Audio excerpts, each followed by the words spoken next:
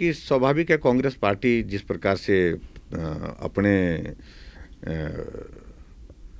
पद के लिए दौड़ भाग कर रहे हैं वो उनकी पार्टी का विषय, उस पर हमको ज़्यादा कुछ कहने की ज़रूरत नहीं है। लेकिन अफरा तफरी है। कोई कहते हैं कि विपक्ष के नेता को हटाना है इसलिए विधायकों के साथ कुछ लोग दिल्ली बैठ गए, कुछ कहते हैं कि पार्टी के अध्यक्ष को हटाना है तो इसलिए दिल्ली बैठ गए।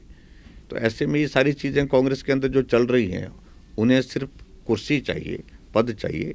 और ऐसे संकट के क्षण में हम सोच रहे थे कि वो बड़े संवेदनशीलता के साथ जो है समाज के लिए कुछ अच्छे काम करने की दिशा में आगे बढ़ेंगे, लेकिन ऐसी हमको आज तक देखने की स्थिति मिली नहीं।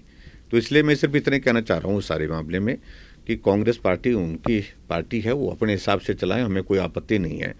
लेकिन जो हालात बने हैं वो कांग्रेस पार्टी के लिए शुभ संकेत नहीं है। जो मुकेश अग्निहोत्री बार बार इस बात का जिक्र कर रहे हैं, मैं तो गाड़ी पे बैठ गया हूँ, स्टीयरिंग पे बैठ गया हूँ, जिसने चलना है, जिसने चढ़ना है वो आए और गाड़ी में सवार हो जाए। उनको मुझे लगता है कि जितनी जल्दी में वो लगे हैं तो उसमें मुझे बहुत खतरनाक एक्सीडेंट होने की संभावना लग रही है। तो घटना घटित हो सकती है, तो उनको इस बात को समझना चाहिए कि थोड़ा सब्र रखें, सही में रखें। देखो, आइसोलेटेड इंसिडेंट है, अनफॉर्चुनेट है, ये नहीं होना चाहिए था और 7 लोगों की दुखद मृत्यु उसमें हुई है।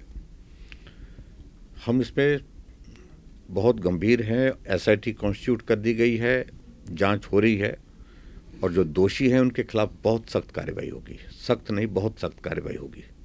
देखिए, इस बारे में मुझे कोई टिप्पणी नहीं करनी है। जो कानून है, कानून अपनी कार्रवाई कर रहा है, नियम के मुताबिक कर रहा है।